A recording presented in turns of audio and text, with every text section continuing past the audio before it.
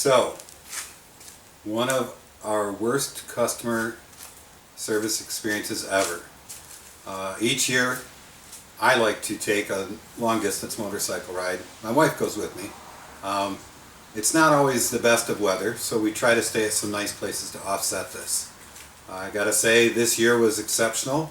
The first night, it was a well-known national hotel. They were very familiar with motorcyclists, accommodating, offering cleanup supplies, etc.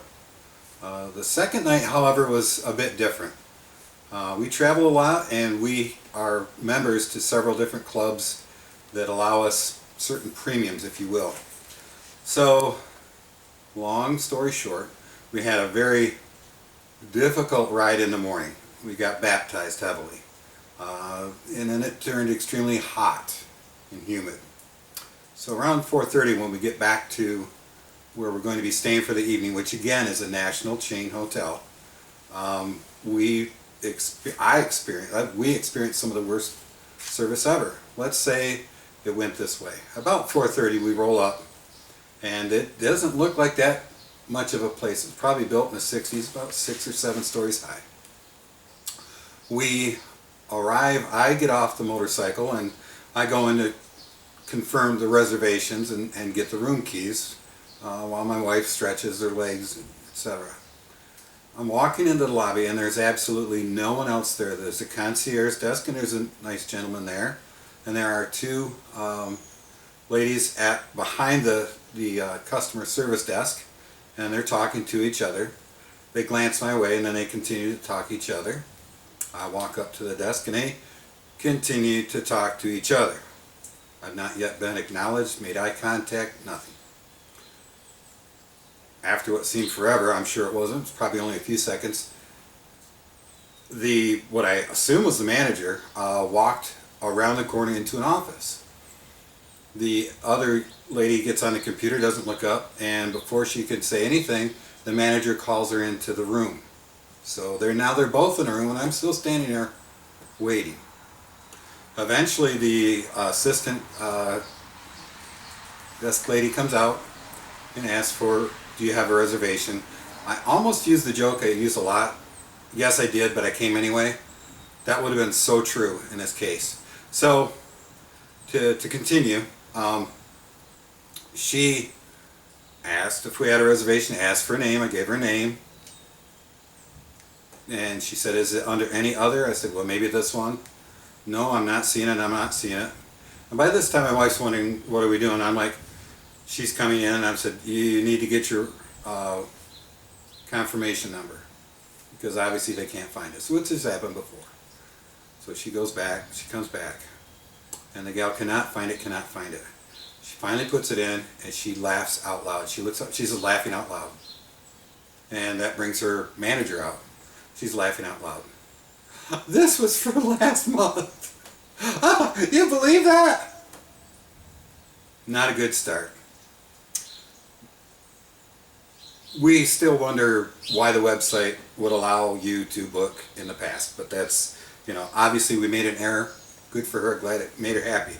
And then she just stands there looking at us.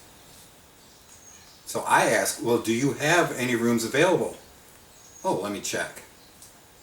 There were literally 12 cars in the parking lot of a 7-story hotel. I'm sure they're all booked. Not. So she's looking around. Oh, yes, we do. We have one. It's $129 a night. I don't honestly care. I'm hot. I'm tired.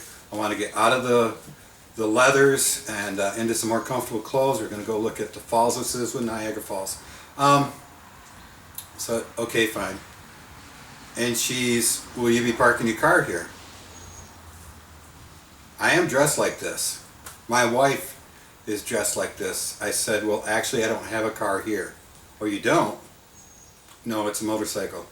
Oh, that's why you have the cute outfits. Great. Why is that? Well, we need to charge you to park here. You what? It's $15.99 more to park here. Do you have security here? Yeah. I said, because that's a $30,000 motorcycle out there. And if I'm going to pay for parking to stay here the night, I want to make sure it is going to be worth it. Oh, it'll be fine. We never had problems. Okay. So I give her my ID, which she's had all this time, because I knew she'd be asking. And I put it on the desk while we're talking. So she asked for my ID, and I just tap it. It's right there, because she's obviously not paying attention.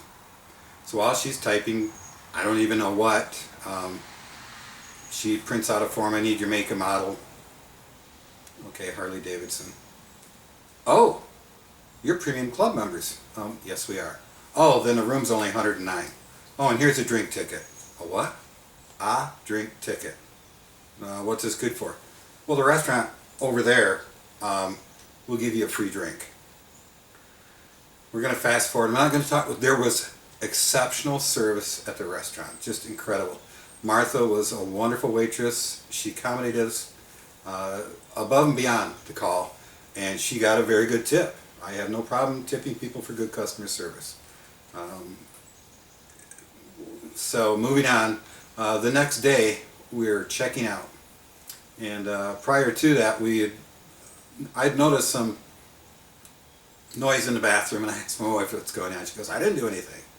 I investigate, and I see that the stool is not physically bolted to the floor, it's just sitting there. I'm like, I don't even want to deal with this. I don't want to deal with this.